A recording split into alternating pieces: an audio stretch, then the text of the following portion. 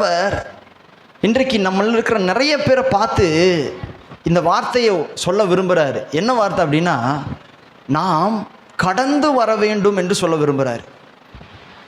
Hello, நாம கடந்து வர வேண்டும். அல்லேலூயா. இன்னைக்கு நாம சில காரியங்களுக்குள்ள சிக்கி கொண்டிருக்கிறதுனால நாம் இன்னும் நம்ம வாழ்க்கை மாற்றமே வராமல் அப்படியே இருக்குது. அதனால் ஆவியானவர் இன்னைக்கு என்ன சொல்லி தர்றாருன்னா, நீங்கள் சிக்கி கொண்டிருக்கிற அந்த காரியத்திலிருந்து நீங்கள் வெளியில் கடந்து வரணும். அல்லேலூயா சொல்லுங்க பார்க்கலாம். அல்லேலூயா.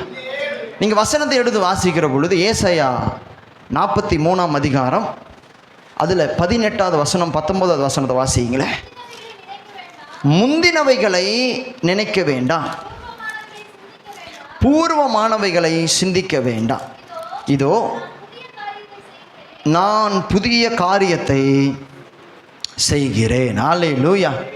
முந்தினவைகளை நினைக்க வேண்டாம், பூரணமானவைகளை சிந்திக்க வேண்டாம். இதோ நான் புதிய காரியத்தை செய்கிறேன். ஆமென். இந்த வேத வசனம் நமக்கு என்ன சொல்லி தருது அப்படின்னா, இன்றைக்கு நாம் கடந்து முடிஞ்ச காரியத்தை நினச்சி உட்கார்ந்து அழுதுட்டு இருக்கிறது கர்த்தருக்கு பிரியம் இல்லை. ஆமேன்னு சொல்லுங்க பார்க்கலாம். முடிஞ்சு போன ஒரு விஷயத்தை நினச்சி மனசுக்குள்ளே போட்டு அதை உங்கள் இருதயத்துக்குள்ளே வச்சு அதனால் நீங்கள் துக்கப்பட்டு கவலைப்பட்டு வேதனையோடு இருப்பது கர்த்தருக்கு பிரியம் இல்லை. ஒரு பிரச்சனை உங்கள் வாழ்க்கையில் இருக்கிற பொழுது அந்த பிரச்சனையவே நினச்சி அழுதுகிட்டு அந்த பிரச்சனையவே பிடிச்சி உட்கார்ந்துக்கிட்டு இருக்கிறது கர்த்தருக்கு பிரியம் இல்லை. ஆண்டவர் சொல்கிறாரு, முந்தினவைகளை நினைக்க வேண்டாம், பூரணமானவைகளை சிந்திக்கவும் வேண்டாம், இதோ நான் புதிய காரியத்தை. அப்படின்னு என்ன அர்த்தம் தெரியுமா? நீங்கள் முடிந்த காரியங்கள் அல்லது இன்னைக்கு நடந்து கொண்டிருக்கிற பிரச்சனைகளை பிடிச்சிட்டு நிற்காம அந்த பிரச்சனைகளை கடந்து நீங்கள் வெளியில் வருகிற பொழுது கர்த்தர் உங்கள் வாழ்க்கையில் ஒரு புதிய காரியத்தை செய்ய விரும்புகிறாரு. ஆமேன்னு சொல்லுங்க பார்க்கலாம். உங்களுக்கு தெரியுமா, நீங்கள் கடந்து வருகிற பொழுது தான் கர்த்தர் உங்கள் வாழ்க்கையில் அற்புதம் செய்வார். ஆபிரகாமுக்கிட்ட ஆண்டவர் என்ன சொல்கிறாரு? நீ உன் தகப்பனையும் உன் தாயையும் உன்னுடைய தேசத்தையும் உன்னுடைய இனத்தையும் உன்னுடைய தகப்பன் வீட்டார் அனைவரையும் விட்டு நான் உனக்கு காண்பிக்கிற தேசத்துக்கு புறப்பட்டு போங்கிறாரு. ஆபிரகாம் கீழ்ப்படிஞ்சாரா? அப்படியே கீழ்ப்படிஞ்சார். இப்போ யோசிச்சு பாருங்களேன், ஆபிரகாம் மட்டும் வெளியில் வராமல் இருந்திருந்தா ஆபிரகாமை கர்த்தர் ஆசீர்வதிச்சிருப்பாரா? அதே போல தான் இன்னைக்கு ஆவியானவர் இங்கே இருக்கிற நிறைய பேரோடு கூட பேச விரும்புகிறார். உங்கள் வாழ்க்கையில் சில காரியங்களை கடவுள் விட்டுருன்னு சொல்கிறாரு, ஆனால் நம்ம விடமாட்டோம்னு பிடிச்சிக்கிட்டு இருக்கிறோம் பாருங்க. இதனால் நம்ம ரொம்ப சோர்ந்து போயிடுறோம், வேதனைக்குள்ள ஆயிடுறோம், கவலைக்குள்ளே போயிடுறோம். அதனால் கர்த்தர் இது எல்லாத்தையும் விட்டுட்டு நீ இது எல்லாத்தையும் கடந்து, அதாவது முடிந்ததை எல்லாத்தையும் தூக்கி போட்டுட்டு நீ ஃப்ரெஷ்ஷாக நீங்கள் நம்பிக்கையோட தேவனை தேடி அவரை நாடி அவருக்கு பின்னாடி நீங்கள் வருவீங்க அப்படின்னா உங்களை கர்த்தர் திரும்பவும் ஒரு புதிய காரியத்தை செய்ய அவர் வல்லமையுள்ள தேவனாக இருக்கிறாரு. ஆமேன்னு சொல்லுங்க பார்க்கலாம். சில ஏமாற்றங்கள் உங்கள் வாழ்க்கையில் வந்துருச்சு, உண்மைதான். அவங்க பண்ணது தப்பு தான், மற்றவங்க பண்ணது பெரிய தப்பு. அது அந்த ஏமாற்றத்தையே நீங்கள் பிடிச்சிக்கிட்டு அல்லது அந்த அவமானத்தையே நீங்கள் பிடிச்சிக்கிட்டு எனக்கு இப்படி நடந்துருச்சே நீங்கள் சொல்கிறப்ப உங்களுக்கு எதுவுமே மாறாது. ஆமேன்னு சொல்லுங்க பார்க்கலாம். அதுக்கு பதிலாக நீங்கள் என்ன பண்ணணும் தெரியுமா? நடந்துருச்சு, என் ஆண்டவர் புதிய காரியத்தை எனக்கு செய்ய வல்லமையுள்ளவராக இருக்கிறாரு. பழசை நான் யோசிக்க மாட்டேன், பழசை சிந்திக்க மாட்டேன், என் கர்த்தரை நான் நம்புறேன்னு சொல்லி நீங்கள் அதை விட்டு உதறி தள்ளிட்டு நீங்கள் எழுந்திரிச்சு முன்னாடி வரீங்க பாருங்க. அப்போ கர்த்தர் உங்கள் வாழ்க்கையில் ஒரு புதிய காரியத்தை. அல்லேலூயா. அதனால தான் பவுல் பிலிப்பியருக்கு எழுதுகிற பொழுது இப்படி எழுதுறாரு பாருங்க. பிலிப்பியர் 3 அதில் 13-14 வசனத்தை அப்படியே வாசிங்களே. அதை பிடித்து கொண்டேன் என்று நான் எண்ணுகிறது இல்லை, ஒன்று செய்கிறேன், பின்னானவைகளை மறந்து முன்னானவைகளை நாடி கிறிஸ்து இயேசுவுக்குள் தேவன் அழைத்த பரம அழைப்பின் பந்தய பொருளுக்காக லக்கை நோக்கி. ஆமென். பவுல் சொல்றாரு பாருங்க, பின்னானவைகளை மறந்து முன்னானவைகளை நாடி கிறிஸ்து இயேசுவுக்குள் தேவன் அழைத்த பரம அழைப்பின் பந்தய பொருளுக்காக லக்கை நோக்கி தொடருகிறேன். அல்லேலூயா, அல்லேலூயா. எத்தனை பேர் இந்த வார்த்தையை நம்புறீங்க? எத்தனை பேர் இந்த வார்த்தையை விசுவாசிக்கிறீங்க? உங்கள் வாழ்க்கையில் நடந்து முடிந்த காரியங்களை எல்லாத்தையும் உதறிட்டு இனிமேல் புதுசாக நீங்கள் என்ன நினைக்கணும்னா, என் ஆண்டவர் எனக்கு புதிய காரியங்களை செய்வார். ஆமென்னு சொல்லுங்க. கடந்த நாட்கள் நீங்கள் இழந்தது அதிகமாக இருக்கலாம், கடந்த நாட்களில் உங்களுக்கு கிடைக்காதது அதிகமாக இருக்கலாம், கடந்த நாட்கள் உங்களுக்கு நடந்த அவமானங்கள் அதிகமாக இருக்கலாம். ஆனால் எல்லாத்தையுமே ஆண்டவர் மாற்றி உங்கள் வாழ்க்கையில் ஒரு புதிய காரியத்தை செய்வார். எத்தனை பேர் அதை விசுவாசிக்கிறீங்க? எத்தனை பேர் நம்புறீங்க? சொல்லுங்க. இயேசுவின் பின்னே போக துணிந்தேன், இயேசுவின் பின்னே போக துணிந்தேன், இயேசுவின் பின்னே போக துணிந்தேன், பின்னோக்கே நான், பின்னோக்கே நான், பின்னோக்கே நான், பின்னோக்கே நான், உலகமோ பின்னே சிலுவையோ முன்னே, உலகமோ பின்னே சிலுவையோ முன்னே, உலகமோ பின்னே சிலுவையோ முன்னே, பின்னோக்கே நான், பின்னோக்கே நான், பின்னோக்கே நான், பின்னோக்கே நான். அல்லேலூயா, அல்லேலூயா. சில சூழ்நிலைகள் நம்மளை சிறைச்சாலையில் அடைக்கப்பட்ட கைதியை போல நம்மளை மாற்றுது பாருங்க. அதை விட்டு வெளியில் வரவே முடியாத அளவுக்கு அது உங்களை போட்டு கைது பண்ணுது பாருங்க. ஆமென். நம்பிக்கை இல்லாதவர்களும் பயப்படுகிறவர்களும் சிறை கைதிக்கு ஒப்பா இருக்கிறாங்க. ஆமென் சொல்லுங்க பார்க்கலாம். சொல்லுங்க. நம்பிக்கை இல்லாதவங்களும் பயப்படுறவங்களும் சிறை கைதிக்கு ஒப்பா இருக்கிறாங்க. அவங்க கையில் வழங்கு தான் இல்லை, ஆனால் அவங்களும் அடைக்கப்பட்டு தான் இருக்கிறாங்க. நம்பிக்கை இல்லாதவங்களை பாருங்க, தூங்காமல் அழுதுகிட்டே இருப்பாங்க, நிம்மதியாக இருக்கவே முடியாது அவங்களால.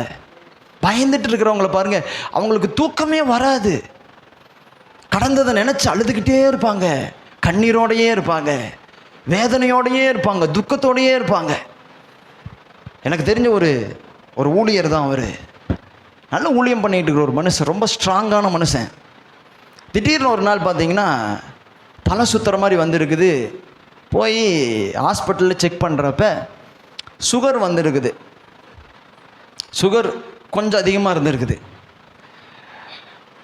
இவர் ரொம்ப ஸ்ட்ராங்கான ஒரு மனுஷன்தான். ஆனால் பார்த்தீங்கன்னா சுகர் வந்துருச்சுன்னு கேள்விப்பட்ட உடனே வேலைக்கு போகிறத நிறுத்திட்டாரு, ஊழியம் பண்ணுறதை நிறுத்திட்டாரு, ஓஞ்சு போய் உட்காந்துட்டாரு.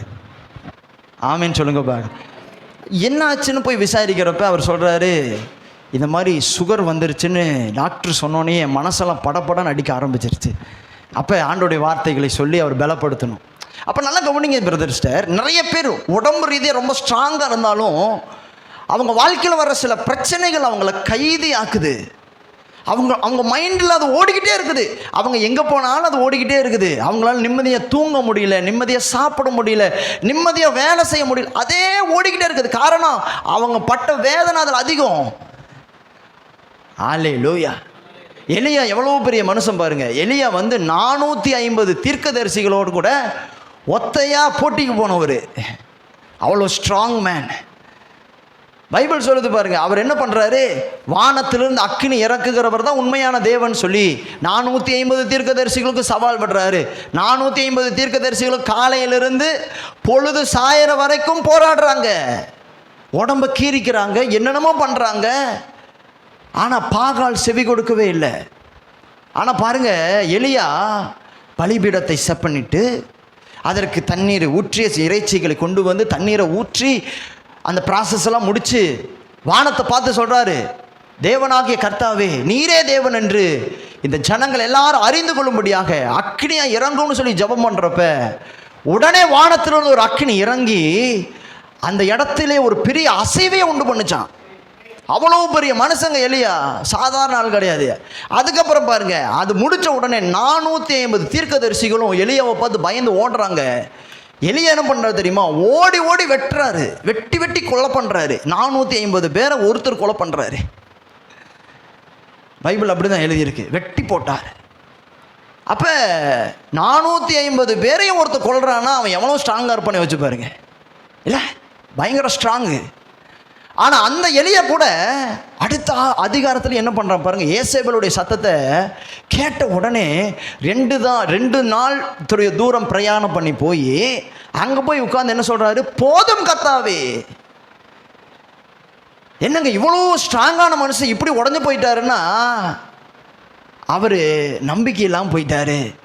இன்றைக்கி நிறைய மனுஷங்க அப்படி தான், வெளியில் பார்க்குறதுக்கு நல்லா ஸ்ட்ராங்காக இருப்பாங்க, ஆனால் மனசளவில் உடைக்கப்பட்டிருப்பாங்க. அவங்க சூழ்நிலையில், அவங்களுடைய வேதனையில் அவங்க சிக்குண்டு கிடப்பாங்க. இனி என்ன நடக்க போகுதோ, ஏது நடக்க போகுதோன்னு பயந்துக்கிட்டே இருப்பாங்க. நான் நம்பி நம்பி ஏமாந்து போயிட்டேனே, எல்லாரும் என்னை ஏமாற்றிட்டாங்களே அப்படின்னு உடஞ்சி போயிருப்பாங்க. தூங்க மாட்டாங்க, நிம்மதியாக ஒரு வாய் சாப்பிட மாட்டாங்க, அவங்க பயந்துக்கிட்டே இருக்கிறாங்க. ஆனால் ஆண்டவர் என்ன சொல்கிறாருன்னா, இப்படிப்பட்ட சிறையிருப்பில் இருந்து நீங்கள் கடந்து வெளியில் வர வேண்டியது கர்த்தர் உங்களுக்கு கொடுக்குற வார்த்தையாக இருக்குது. தைரியமாக நீங்கள் இந்த சிறையிருப்பை கடந்து வெளியில் வாங்க. ஆண்டவர் பழையவைகளை எல்லாம் புதிதாக்குவார். ஆண்டவர் கிறிஸ்துவுக்குள் ஒரு மனிதன் இருந்தால் பழையவைகள் ஒளிந்து போயின. சொல்லுங்க, பழையவைகள் ஒளிந்து போயின, எல்லாம் புதிதாயின. உங்கள் குடும்பத்தில் இருக்கிற அந்த சூழ்நிலைகள் கர்த்தர் அறிவார். அந்த மனிதர்களை கர்த்தர் அறிவார். அவர் பார்த்து கொள்வார், அவர் பார்த்து கொள்வார். ஆனால் நீங்கள் என்ன பண்ணணும் தெரியுமா? அதை குறித்து கவலைப்படாம தேவனுக்காக இயேசுவின் பின்னே போக துணிந்தேன், இயேசுவின் பின்னே போக துணிந்தேன், இயேசுவின் பின்னே போக துணிந்தேன், பின்னோக்கினார்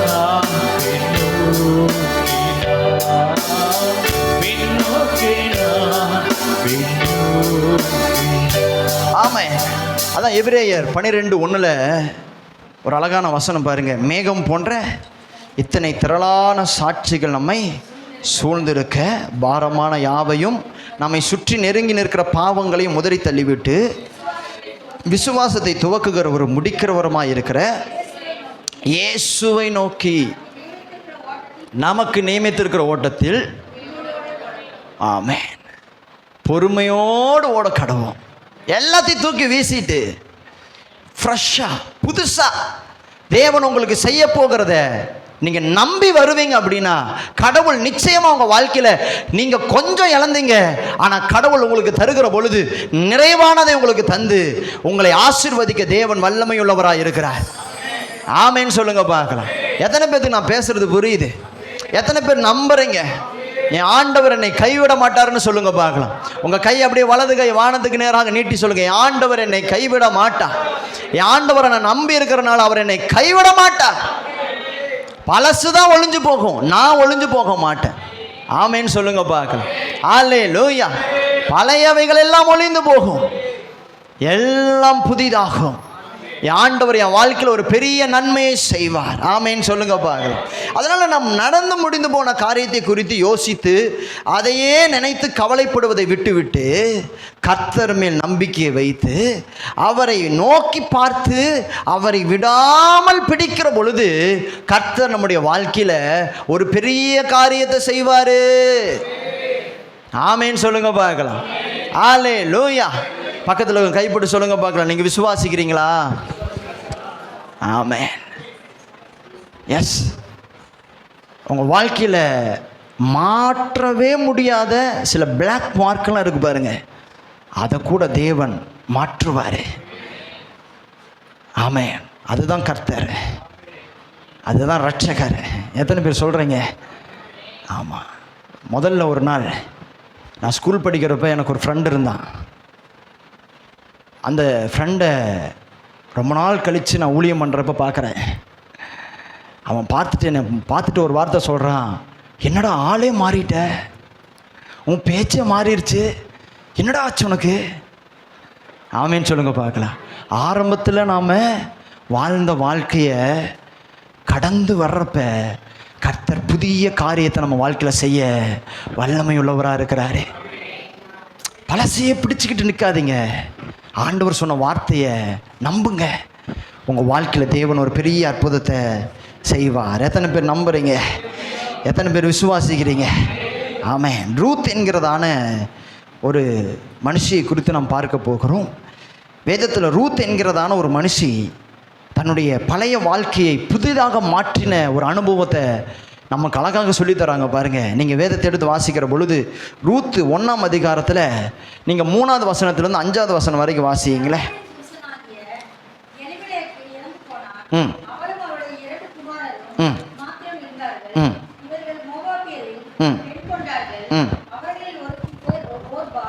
இவர்கள் மோவாபியரின் பெண் கொண்டார்கள். அவர்களில் ஒருத்தி பேர் ஓர்பாள், மற்றவள் பேர் ரூத். அங்கே ஏறக்குறைய 10 வருஷம் வாசம் பண்ணினார்கள்.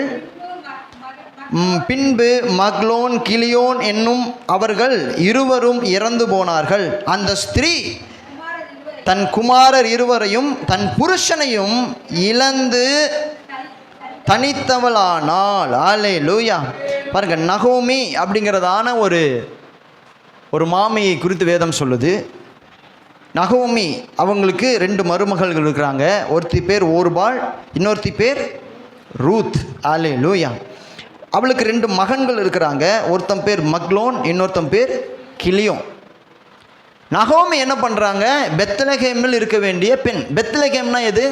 தேவனுடைய நகரம், தேவன் ஜனங்கள் இருக்கிறதான இடம் அது. அந்த இடத்த விட்டு இவங்க என்ன பண்ணுறாங்க? பஞ்சத்தினால மோவாப் அப்படிங்கிற தேசத்துக்கு வராங்க. மோவாப்புங்கிற தேசம் என்ன தேசம்? புறஜாதிகள் இருக்கிற தேசம். அங்கே கர்த்தர் இல்லை. புறஜாதிகளை கர்த்தர் வெறுக்கிறார். பழைய ஏற்பாட்டு நாட்களில் நீங்கள் பார்ப்பீங்கன்னா புறஜாதிகளோடு கூட கர்த்தர் சம்பந்தமே வச்சுக்க மாட்டார். அப்படி இருக்கிற ஒரு சூழ்நிலையில் இந்த நகோமி என்ன பண்ணுறா? புருஷனும் நகோமியும் என்ன பண்ணுறாங்க? பஞ்சத்துக்கு தப்பிக்க மோவாப்புக்கு வராங்க. கர்த்தர் வேண்டான்னு சொல்கிற இடத்துக்கு போகிறாங்க. அங்கே போய் என்ன பண்ணுறாங்க? போனது மட்டும் இல்லாமல் அங்கே 10 வருஷம் இருந்து தன்னுடைய பிள்ளைகளுக்கு கல்யாணமும் அந்த இடத்துல பண்ணி வைக்கிறாங்க.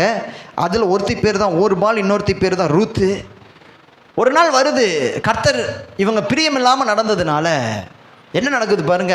நகோமியினுடைய கணவர் முதல்ல இறந்து போகிறாரு. 2வது அவங்க பிள்ளைகளும் இறந்து போகிறாங்க. இப்போ 3 பெண்கள் தான் இருக்கிறாங்க. 3 பேருமே இழப்பின் மத்தியில் இருக்கிறாங்க. நகோமி கணவரையும் இழந்துட்டா, பிள்ளைகளையும் இழந்துட்டா. ரூத்தும் ஓர்பாலும் கணவரை இழந்து நிற்கிறாங்க. ஆமேன்னு சொல்லுங்க பார்க்கலாம். இப்போ 3 பேர்த்துக்குமே துக்கம் இருக்குது. 3 பேருமே வேதனையோடு இருக்கிறாங்க. அல்லேலூயா. ஆனால் இந்த வேதனையின் மத்தியில் ரூத்துக்கும் ஓர்பாலுக்கும் உள்ள வித்தியாசத்தை தான் நம்ம இன்றைக்கி பார்க்க போகிறோம். இப்படி ஒரு வேதனை வர்றப்ப என்ன நடக்குது பாருங்க. ரூத்து தன்னுடைய மாமியோடு கூட, நகோமியோடு கூட திரும்ப பெத்லகேமுக்கு போகிறதுக்கு முயற்சி பண்ணுறாங்க. அப்போ ரூத்து நகோமியோடு கூட பெத்லகேமுக்கு விரும்புகிறாங்க. ஆமேன்னு சொல்லுங்க. ஓர்பால் திரும்பவும் மோவாப்புக்கே திரும்பி போகிறாங்க. அல்லேலூயா, அல்லேலூயா. ஆமே. நீங்கள் வேதத்தில் வாசிக்கிற பொழுது அந்த 14வது வசனத்தை வாசிங்களே. ஓர்பால் தன் மாமியை முத்தமிட்டு போனால், ரூத்தோ அவளை விடாமல். ஆமென். பாருங்க, ஓர்பால் தன் மாமியை முத்தமிட்டு போனாள். ஏன் முத்தமிட்டு போனாள்? பிரச்சனை வந்த உடனே அவன் திரும்ப விட்டு வந்த இடத்துக்கு போயிட்டா, மோவாப்புக்கே போயிட்டா. ஆனால் ரூத்து பிரச்சனை வந்ததுக்கப்புறம் மோவாப்பிலிருந்து பெத்லகேமுக்கு போகிறான். சொல்லுங்கள் ஒருத்தி பிரச்சனை வந்ததுக்கப்புறம் விட்டுட்டு வந்த இடத்துக்கே திரும்பி போயிட்டா. இன்னொருத்தி பிரச்சனை வந்ததுக்கப்புறம் பெத்லகேமுக்கு போயிட்டான்.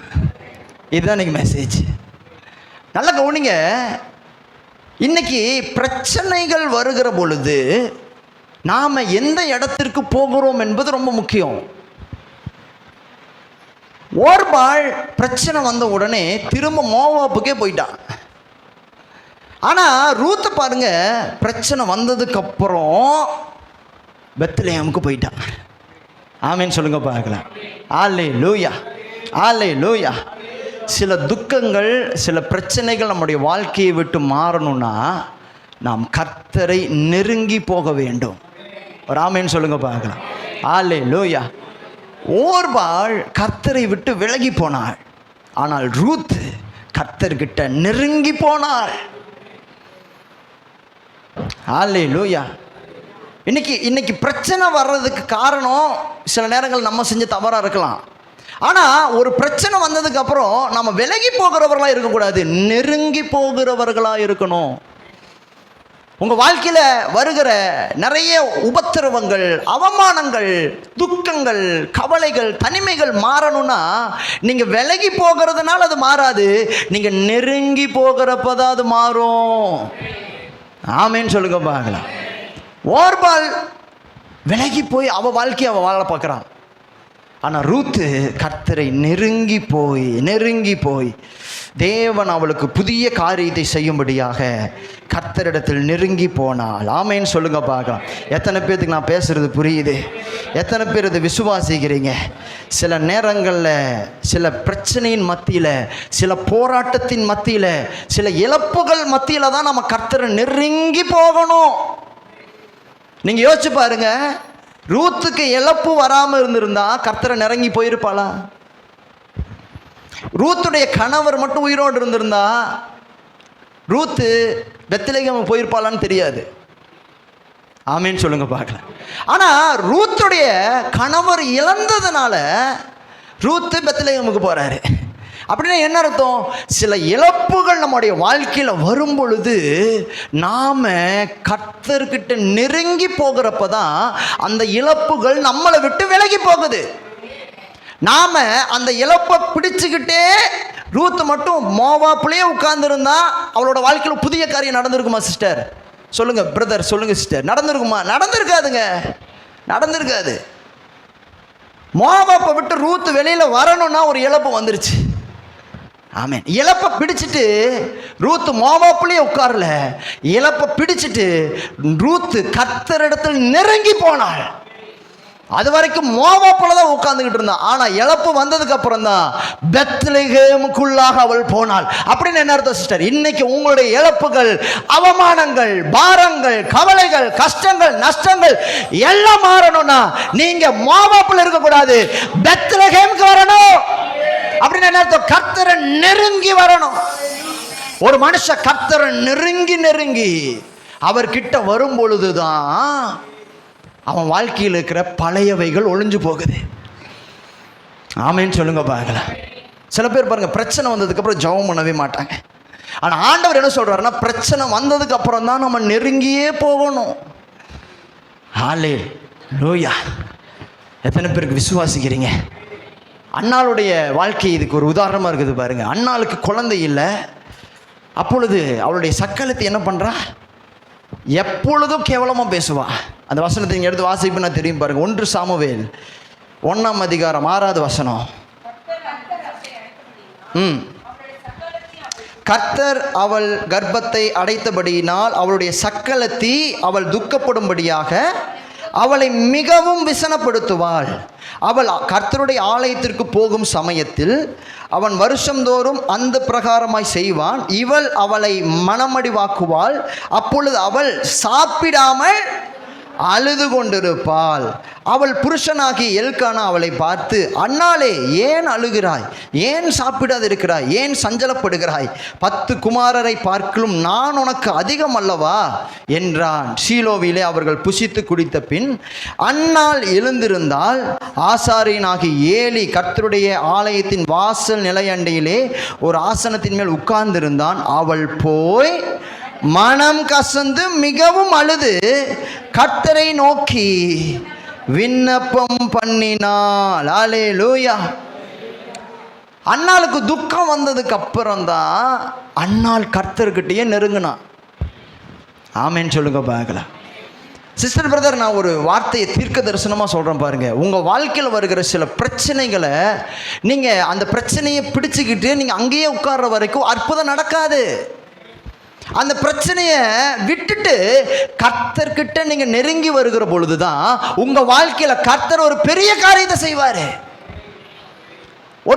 ஒருவேளை நீங்க முந்தின நாட்கள்ல நீங்க தப்பு பண்ணியிருந்திருக்கலாம், அது திருத்தப்பட முடியாத தவறாக கூட இருக்கலாம். ஆனாலும் நீங்க அந்த தப்பை விட்டுட்டு தேவன் சமூகத்தில் நெருங்கி வருகிற பொழுது கர்த்தர் அந்த குற்றங்களை எல்லாம் புதிதாய் மாற்றி உங்களை புதிய மனுஷனாய் மாற்றி உங்க வாழ்க்கையில் ஒரு பெரிய நன்மையை கொடுக்கிறவரா மாத்துறாரு பாருங்க.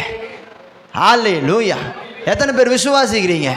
இன்னைக்கு ஒருவேளை நம்முடைய வீட்டுக்குள்ள நடக்கிற சில பிரச்சனைக்கு காரணம் நம்ம செஞ்ச தப்பா இருக்கலாம். நீங்க ஒரு ஆதி நாட்கள்ல தெரியாம ஒரு தப்பு பண்ணிட்டீங்க. அந்த தப்புனால இன்னைக்கு வரைக்கும் நீங்க பிரச்சனையில் உட்கார்ந்துகிட்டு இருக்கலாம். ஆனா ஒன்னு புரிஞ்சுக்கங்க, இந்த பிரச்சனை கூட நீங்க கர்த்தரிடத்தில் நெருங்க மாறிடும். ஹல்லேலூயா. அது எவ்வளவு பெரிய பிரச்சனையா இருந்தாலும் சரி, அது எத்தனை மனுஷங்க உங்களுக்கு எதிராக இருந்தாலும் சரி, கர்த்தர் அதை எல்லாம் புதிதாக்குவார். ஆனா அதற்கு நீங்க என்ன பண்ணணும் தெரியுமா? நீங்க மோவாப்பில் இருக்கக்கூடாது, நீங்க பெத்லகேமுக்கு வரணும். ஹல்லேலூயா, ஹல்லேலூயா. நகோமி பெத்லகேமுக்கு திரும்பி வந்தாள், ஆனால் ரூத் பெத்லகேமுக்கு கடந்து வந்தாள். ஆமென் சொல்லுங்க. எல்லாத்தையும் கடந்து வந்தாள், கர்த்தரை மாத்திரம் நம்பி வந்தாள். ஆண்டவர் என்னை பார்த்து கொள்ளுவார் நம்பி வந்தாள். அடுத்தது என்ன நடக்கணும் அவளுக்கு தெரியாது, அடுத்தது யார் பேசுவான்னு தெரியாது, அடுத்தது என்ன நடக்க நீங்க யோசிச்சு பாருங்க. நகோமிக்கு வயசாயிருச்சுங்க. நகோமி இளம கிடையாது. நகோமிங்கிறவங்க வயசான ஒரு தாயார். இவன் ரூத் போய் இப்போ பெத்லகேமுக்கு போய் திடீர்னு நகோமி இறந்து போயிட்டாங்கன்னா அடுத்தது என்ன பண்ணுவான்னு கூட ரூத்துக்கு தெரியாதுங்க. அது ஈஸி கிடையாது. அது நிறைய பிரச்சனைகள் அதுக்குள்ள இருக்கு. ஒரு ரூத்தை பெத்லகேமுக்கு போகிறப்ப நகோமியே பெத்லகேம் ஜனங்க ஏத்துக்குவாங்க. ஆனா ரூத் அவ்வளவு சீக்கிரத்தில் ஏத்துக்க மாட்டாங்க. ஏன்னா அவ புறஜாதி பெண், அவ கணவர் கூட இப்ப இல்லை. ஆமே. ஆனா அதை எதையுமே ரூத்து கவனிக்கவே இல்லை பாருங்க. ரூத்துக்கு ஒண்ணு மட்டும் தெரியும், அடுத்தது என்ன நடக்கும்னு எனக்கு தெரியாது. ஆனா அடுத்தது என்ன நடந்தாலும் சரி, நான் கர்த்தரை நம்பி போனா கர்த்தர் எல்லாவற்றையும் பார்த்து கொள்ளுவார். ஆமேன்னு சொல்லுங்க பார்க்கலாம். என் வாழ்க்கையில் அடுத்தது என்ன நடக்கும்னு எனக்கு தெரியாது, அடுத்தது கர்த்தரை நம்புறனால அடுத்தது என் வாழ்க்கையில் என்ன செய்ய போறேன்னு தெரியாது. ஆனா எனக்கு ஒண்ணு மட்டும் தெரியும், நான் அவரை நம்பிட்டேன்னா அவர் எல்லாத்தையும் எனக்காக பார்த்து கொள்ளுவார். ஆமென் சொல்லுங்க பார்க்கலாம். ஹல்லேலூயா. ஓர்பால் மோவாபுக்கு போனால, ஓர்பால் மோவாபுக்கு போனப்ப மோவாப் இருக்கிற ஜனங்க ஓர்பாலை வரவேற்றாங்க. ஏன்னா ஆல்ரெடி ஓர்பால் மோவாப் தேசத்தில் ஒரு பெண், அங்கே அவங்களுக்கு அப்பா அம்மா இருக்கிறாங்க, அங்கே அவங்களுக்கு குடும்பம் இருக்குது, நண்பர் இருக்கிறாங்க, உறவு எல்லாருமே இருக்கிறாங்க. அவளை யாரும் வேண்டான்னு சொல்ல மாட்டாங்க. ஆனால் ரூத் பெத்லகேமுக்கு போகிறப்ப ரூத்துக்கு யாரையுமே தெரியாது, தனியாக போனான். ஆனால் தனியாக போனாலும் தனிமையில் போகலை, கர்த்தரோடு போனான். அவள் அப்படி நம்பி போனதுனால தான் அவள் கடந்த வாழ்க்கையை கர்த்தர் முழுசாக மாற்றினாரு. அவளுக்கு போவாஸ் என்கிற ஒரு மணவாளனை கர்த்தர் கொடுத்து அவளை ஆசீர்வதித்து அவளுக்கு ஒரு சந்ததியை கொடுத்து பிற்காலங்களில் இயேசு கிறிஸ்துவும் அவளுடைய சந்ததியில் வரும்படியாக தேவன் அவளை உயர்த்தி ஆசீர்வதித்தார். எத்தனை பேர் நம்புறீங்க? எத்தனை பேர் விசுவாசிக்கிறீங்க? பிரச்சனையின் மத்தியில் நான் அவரை நெருங்கி நெருங்கி நெருங்கி நான் அவரோடு கூட போகிற பொழுது கர்த்தர் என்னை ஒரு புதிய காரியங்களை செய்ய தேவன் ஆசீர்வதிக்க வல்லமையுள்ளவராக இருக்கிறார். ஆமென் சொல்லுங்க பார்க்கலாம். என் கூட சேர்ந்து நீங்களும் சொல்லுங்க. அவமானம் அடைவதில்லை அப்பா, நான் உமது பிள்ளை, அப்பா நான் உமது பிள்ளை, ஒரு நாளும் அவமானம் அடைவதில்லை. மறுபடியும் எல்லாரும் சேர்ந்து அவமானம் அவமானம் அடைவதில்லை, அப்பா நான் உமது பிள்ளை, அப்பா நான் உமது பிள்ளை, ஒரு நாளும் அவமானம் அடைவதில்லை. ஹல்லேலூயா. ஆமென். Jesus Jesus. அப்போ முதலாவது ஒரு காரியம் என்ன அப்படின்னா, நம்ம வாழ்க்கையில் பிரச்சனைகள் மத்தியில் நம்ம அவரை நெருங்கி போகும் பொழுது கர்த்தர் எல்லாத்தையும் புதிதாக்குவாராம். நீங்கள் நெருங்கி வருவீங்களா? ஆமென். மோவாப்பை விட்டு உங்களுக்கு வர்றதுக்கு தைரியம் இருக்கா? இழப்பு வந்துருச்சுன்னா அதுக்குள்ளே இருக்கணும்னு நீங்கள் நினைக்காதீங்க. ஒரு சின்ன வட்டத்தை போட்டு அந்த வட்டத்துக்குள்ளேயே நான் இருப்பேன், இதுதான் என் உலகம், இதுதான் என் வாழ்க்கைன்னு நினைக்காதீங்க. ஒரு பூனை இருக்குது பாருங்கள், அந்த பூனை கண்ணை மூடிச்சுன்னா உலகமே இருட்டாயிருச்சுன்னு நினைக்குமா? அந்த மாதிரி நிறைய ஜனங்க என்ன பண்ணுறாங்க பாருங்கள், ஒரு சின்ன வட்டம், இதுதான் என் வாழ்க்கை, இதுதான் என் சூழ்நிலை, இதுக்கப்புறம் என் வாழ்க்கை மாறாது, இதுக்கப்புறம் என் குடும்பம் ஆசீர்வதிக்கப்படாது, இதுதான் என்னுடைய உயர்வு, இப்படின்னு ஒரு சின்ன வட்டத்துக்குள்ளேயே உட்காந்து அதுக்குள்ளேயே அழுது கொண்டு இருக்கிறாங்க பாருங்க. இன்னைக்கு ஆண்டவர் சொல்கிறாரு, மோவாப்புங்கிற அந்த சின்ன வட்டத்தை விட்டுட்டு பெத்லகேம்ங்கிறதான ஒரு வட்டத்துக்குள்ளே வாங்க. ஆண்டவர் அங்கே வச்சு தான் உங்களை ஆசீர்வதிக்க விரும்புகிறாரு. ஆண்டவர் அங்கே வச்சு தான் உங்களை சந்திக்க விரும்புகிறாரு. ஆண்டவர் அங்கே வச்சு தான் உங்களுக்கு ஒரு புதிய காரியத்தை செய்ய விரும்புகிறாரு. நீங்கள் மோவாப்பை விட்டு வெளியில் வரணும். நீங்கள் இழந்ததை எல்லாம் கர்த்தர் ரெட்டிப்பா தருவார். ஹல்லேலூயா, ஹல்லேலூயா. எத்தனை பேர் நம்புறீங்க? எத்தனை பேர் விசுவாசிக்கிறீங்க? அப்போ முதலாவது ஒரு காரியம் என்னன்னா, நம்ம வாழ்க்கையில் அவரை நெருங்கி வரும் பொழுது கர்த்தர் நம்முடைய வாழ்க்கையில் அற்புதங்களை செய்ய வல்லமையுள்ளவராக இருக்கிறாரு. ரெண்டாவது காரியம், ரூத் என்ன பண்ணுறா பாருங்க, கர்த்தரை விடாமல் பிடித்து கொண்டாள். சொல்லுங்க, கர்த்தரை விடாமல். கர்த்தரை ஒரு மனுஷன் விடாமல் பிடிச்சிக்கிறப்ப கர்த்தர் அவனுடைய வாழ்க்கையில் புதிய காரியத்தை செய்கிறார். நீங்கள் வேதத்தை எடுத்து வாசிக்க முடியும். ரூத் 1ஆம் அதிகாரம் 15வது வசனத்தை வாசிங்களே.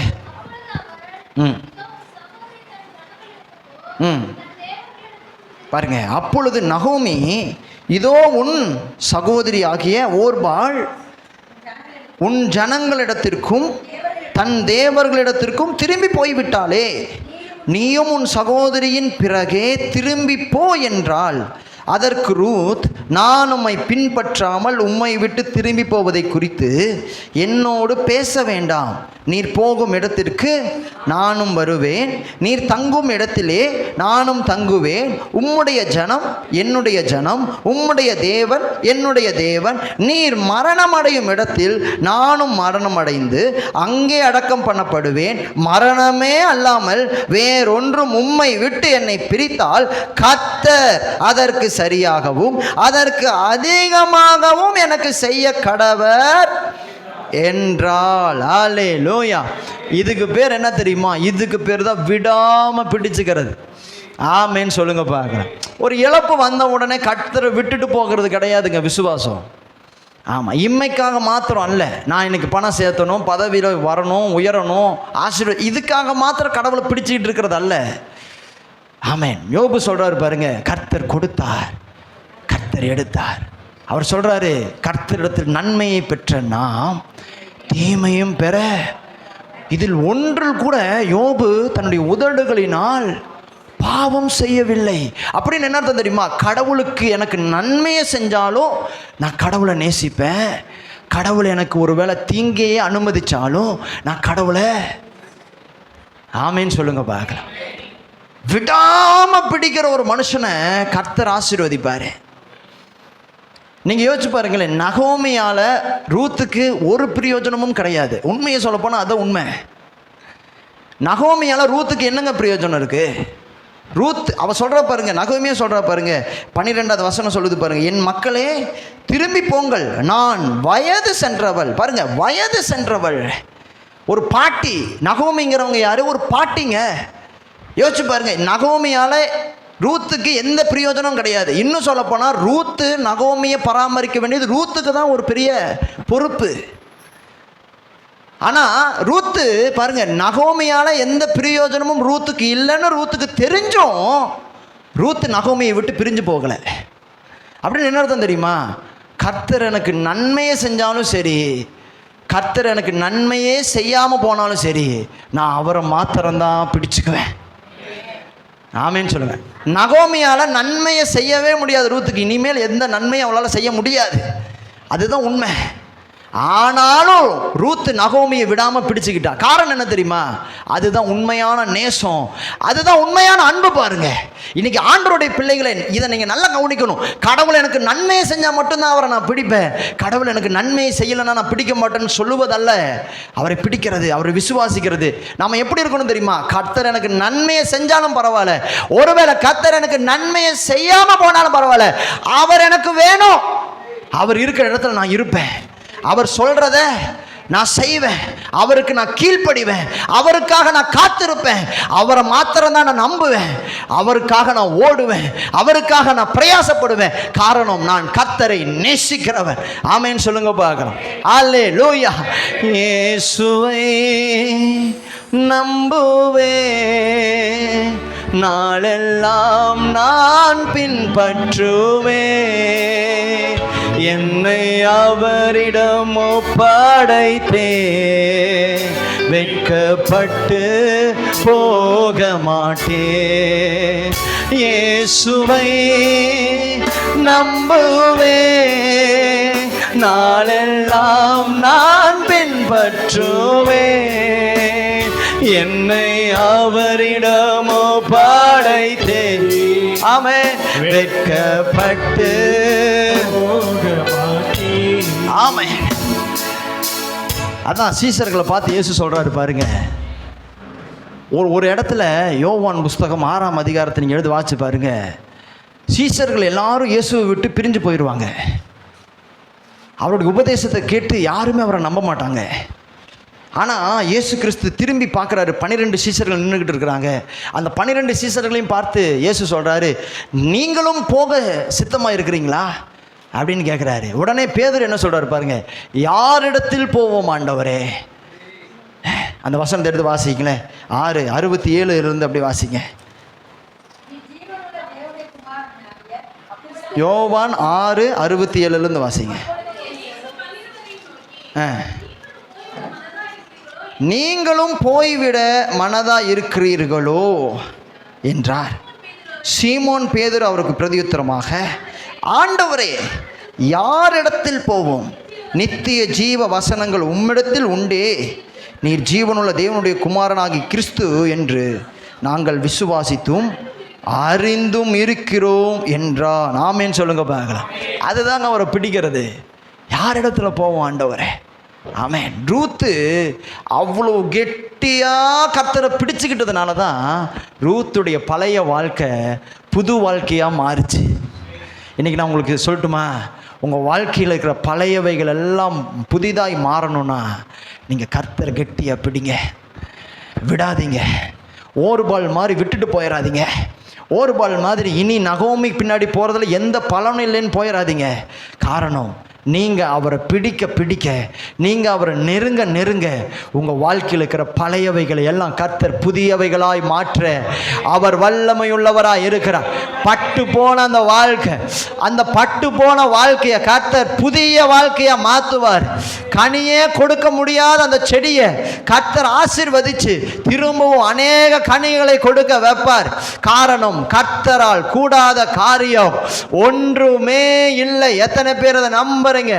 எத்தனை பேர் விசுவாசிக்கிறீங்க? இன்னைக்கு நீங்க எந்த சூழ்நிலையில் இருக்கிறீங்க எனக்கு தெரியாது பிரதர் சிஸ்டர். ஆனா நான் ஒன்று மட்டும் உங்ககிட்ட சொல்றேன், அந்த சின்ன வட்டத்துக்குள்ள உட்கார்ந்துட்டு இதுதான் என் வாழ்க்கை, இதுதான் என் உலகம், இவ்வளவுதான் என்னை சுற்றியில் இவ்வளவுதான் நடக்க போகுது நீங்களே நினச்சிக்காதீங்க. ஆண்டவர் சொல்றாரு, அது எல்லாத்தையும் விட்டுட்டு, பழசு எல்லாத்தையும் விட்டுட்டு, எல்லாத்தையும் கடந்து வெளியில் வாங்க. உங்களை கர்த்தர் ஒரு பெரிய மனுஷனை மாற்றுவார். உங்கள் வாழ்க்கை நல்லா இருக்கும், உங்கள் பிள்ளைகளுடைய வாழ்க்கை நல்லா இருக்கும். நீங்கள் அழிஞ்சு போயிட மாட்டீங்க. உங்களை கர்த்தர் உயர்த்துவார், ஆசீர்வதிப்பார். ஆனால் நீங்கள் மோவாப்பை விட்டு வெளியில் வர வேண்டியது அவசியமாக இருக்குது. நீங்கள் கர்த்தரை நெருங்கி வர வேண்டியது அவசியமாக இருக்குது. நீங்கள் கர்த்தரோடு கூட உறவாடுறது அவசியமாக இருக்குது. யாரோ ஒருத்தருக்காக சர்ச்சுக்கு வரேன்னு நினைக்காதீங்க. உங்கள் வாழ்க்கை நல்லா இருக்கிறதுக்காக நான் சர்ச்சுக்கு வரேன்னு நினைங்க. யாரோ ஒருத்தர் வாழ்க்கை நல்லா இருக்கிறதுக்காக நான் சர்ச்சுக்கு வரேன்னு நினைக்காதீங்க.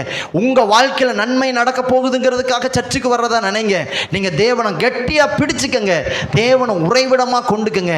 உங்கள் வாழ்க்கை ஆசீர்வாதமாய் தேவன் மாற்றி உங்களை ஒரு பெரிய மனுஷனாய் மாற்றுவார். அல்லேலூயா. அதனால தான் யோபு 42 இப்படி சொல்லப்பட்டிருக்கிறது, தேவரீர் நீர் சகலத்தையும் செய்ய வல்லவர், நீர் செய்ய நினைத்தது ஒரு நாளும் தடைபடாது என்பதை நான் அறிந்திருக்கிறேன்.